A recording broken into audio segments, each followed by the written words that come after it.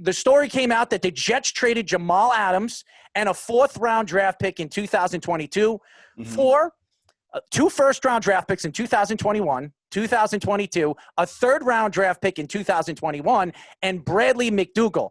And I love Bradley McDougald. I love the addition of Bradley McDougald. This is a veteran safety. This is a guy that's been in the league, understands the league.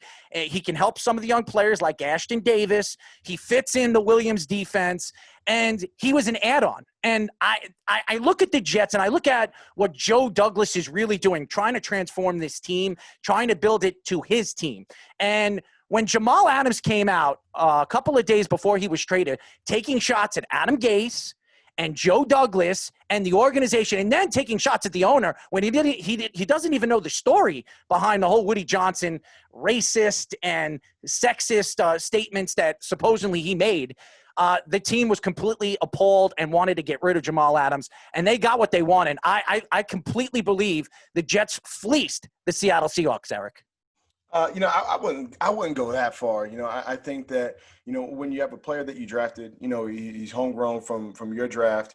He plays at the level Jamal does. It's hard to let a guy like that go. You're paying him, minimum amount of money for his first couple of years. And now, of course, he's looking to cash in, right? And to me, you're kind of hustling backwards. What do you want to do? Why do you draft players? You draft them so you can grow them in your organization and kind of build the team around them. And Jamal was a perfect example of that. Unfortunately, we've talked about, Jamal's antics, his frustrations, his tweeting and all that thing. And sometimes it becomes a distraction though. So, he backed the Jets into a hole where now it's like, now we have to get rid of you, because no one player is better than the team. And I thought that they were compensated very well for it. For 2 first rounds, a 4th round, for a 3rd round, and a very solid safety who's played some great football. So, I think both teams won. Seattle got what they wanted. They got their enforcer.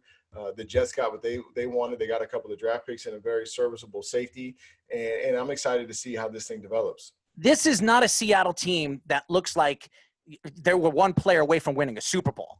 This is a team that their defense is skeptic going into this season. They don't have a pass rusher. Clowney's not coming back. They don't have Clark anymore. They traded him away to Kansas City. This is a completely different team. And their secondary is young. You add Jamal Adams to that secondary. This is a team that really built their full championship competitive team through their defense, their pass rush, their secondary, and now you're building it around Russell Wilson. By the way, they didn't trade.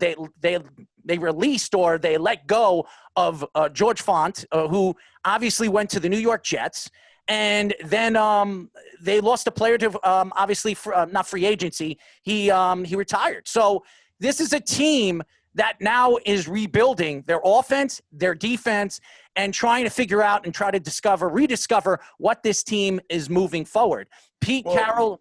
Yeah. Well, I think Seattle has that recipe, though. You look at Seattle the last 10 years with Pete Carroll, they've been competitive every year. And in that NFC West, when you got a guy like Russell Wilson leading your team, they feel like they have a shot every year. And then you add in an enforcer like Jamal Adams and go back to, the early days of Legion of Boom when they had Ken Hamlin back there with Marcus Trufant. And then you kind of progress and you bring in Cam Chancellor and Earl Thomas. They've always had that enforcer. And I think, for Pete Carroll and his defense, they need that safety to make plays. They got the best linebacker in the NFL in Bobby Wagner. They do have a lot of talent over there. And when you have a great quarterback, like they do with Russell Wilson, you put yourself in the hunt every year. So I think they're gearing up. They know Russell Wilson's 32 years old. He's in the prime of his career right now. Let's make a run at this. You have the Rams in your division, you have the Cardinals, and you have the 49ers who have been playing good football of late. But there's no reason why the Seahawks can't compete for that NFC West championship every year. You were also talking about the Arizona Cardinals. Arizona Cardinals have a very good pass rush. How are they going to stop them? How are they going to stop them with that offensive line, rebuilding that offensive line? You talk about San Francisco. How are they going to stop that pass rush with obviously a very good player in Joey Bosa? This is a team, Nick Bosa. So you're looking at different teams in that division where their strengths are. And their strengths are their defense, and they don't have an offensive line that's going to protect Russell Wilson. What is he going to run for dear life the whole time? That's the problem right now. And Jamal Adams is one player. We're looking at the big picture. To win a championship, you need a good defensive line, you need a good offensive line, and you need a really good quarterback. They have a good quarterback. They don't have a good defensive line. Their front seven over the last couple of years has been good with Bobby Wagner. You just said Bobby Wagner. They have a very good linebacking core, but their front five, their front four is not as good as their two linebackers. And this is the problem right now when you're trying to compare and contrast what this team is. I don't know what this team is. And I just don't think adding Jamal Adams is going to make them a championship competitive team. Now, we'll have to agree to disagree. I think they do have a ton of talent over there. They have a lot of young talent. I mean, you look at Shaquille Griffin, in the secondary. Bruce Irvin is a maybe he's past his prime, but he's still a serviceable defensive end that can get after the quarterback. And listen, this team always develops talent. And that's the one thing that the Seahawks have done over the years. They've shown you that they can find that diamond in the rough. They found Richard Sherman in the 5th round. They find these players that, they play within the scheme of the defense, the scheme of the team, and they end up playing. I mean, they have some big-time playmakers on offense. Chris Carson, DK Metcalf, who's an emerging star. And I think that they'll find a way to get it done offensively. But and Jamal really does strengthen their team. I think that they put themselves in a good position. You look over at the Jets side of things, they're in a good position. They feel like, listen, we're getting all of our stars back. We're getting C.J. Mosley back, Avery Williamson back. We're getting we added some new players, added an offensive line. This is a time where the team can really make some strides. Yes, you're going to miss an enforcer like Jamal Adams, a tone setter, a guy who makes big splash plays for you. But listen, Marcus May is pretty good. Last time I checked. And I believe he's going to have a Pro Bowl year. He'll step up to the plate and really pick up, and this will give him a chance to play that leadership role. Remember, Jamal Adams is going to the NFC.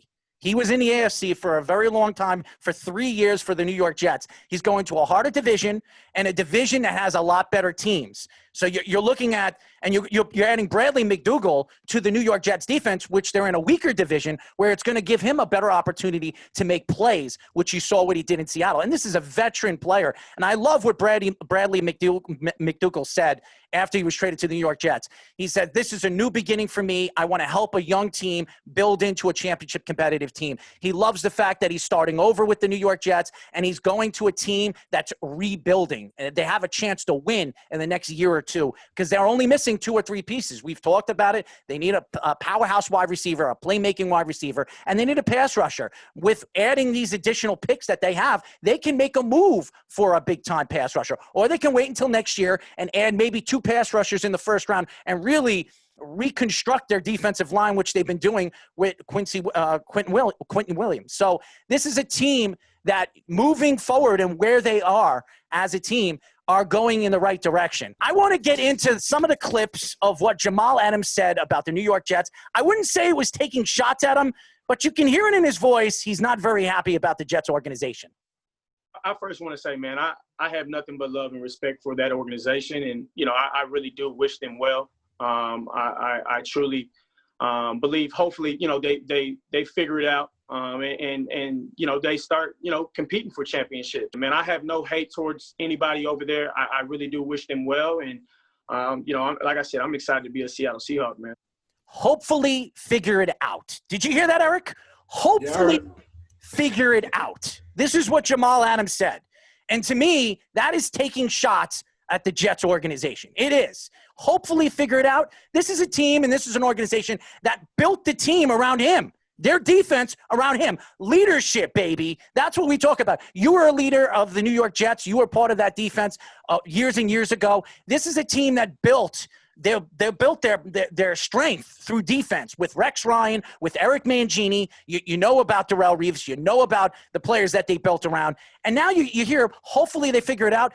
This is a team that is figuring out. And maybe Jamal Adams wasn't a part of the plan moving forward. Maybe the fact that Jamal Adams likes to speak on social media and take shots at the organization, take shots at the ownership, maybe they just got sick and tired of him, and they were trying to move him and trying to get as much back as they can. And they got a haul for him. 2 first-round draft picks, a third-round draft pick, and Bradley McDougald. That's a steal. I don't care what you say, Eric. That is a fleece. Well, I mean, I think that Jamal is just, giving that general respectful answer, trying to be the professional that he could. I don't really read too much into his response, other than, he's excited about his new opportunity. I think that, obviously he was frustrated with the Jets organization. Things didn't go as he had planned.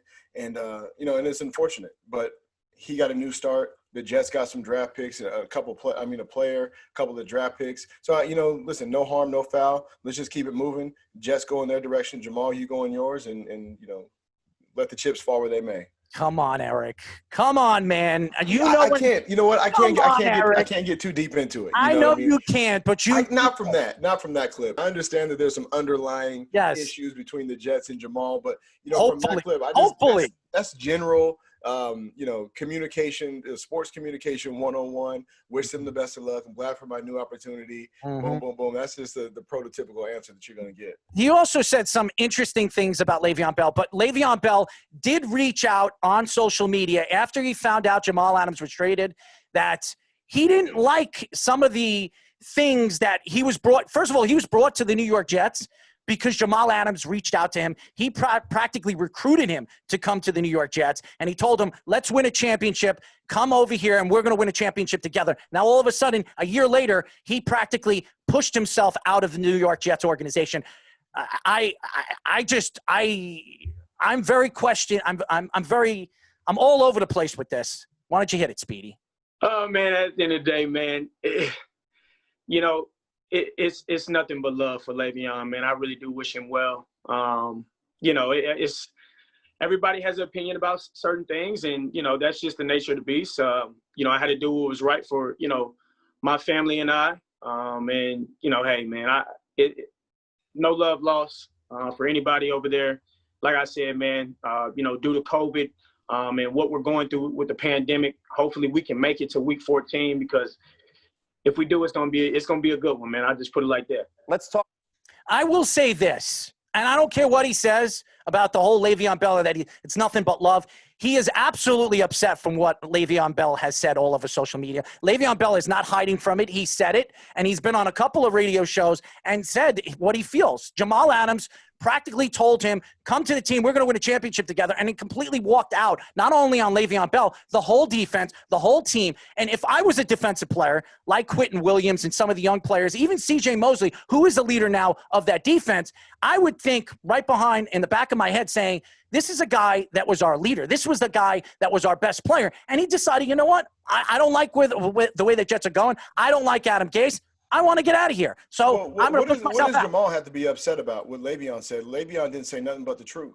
Listen, you're Jamal Adams. You're recruiting Le'Veon. You're talking about let's build something together. You do all these promises. You talk about the aspirations and hopes that you have as an organization. With bringing a player like Le'Veon here, you recruit him here, and then the first time something doesn't go right, you're out of here. You're throwing everybody under the bus. You're trying to get gone.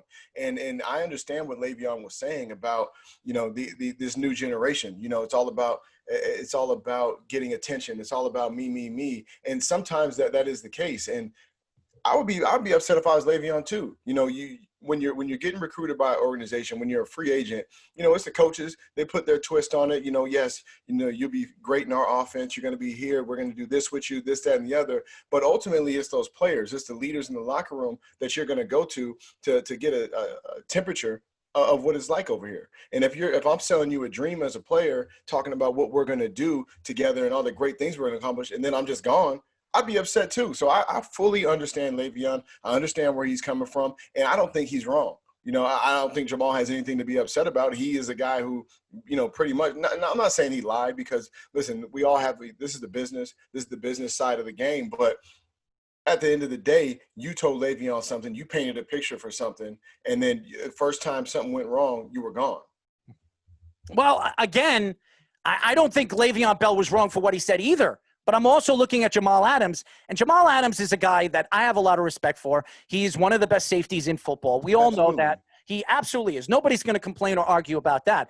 The problem is the way he did it. He attacked the organization. He attacked Joe Douglas. Joe Douglas did nothing to him. As a matter of fact, Joe Douglas is really trying to build from what Maccagnan didn't build.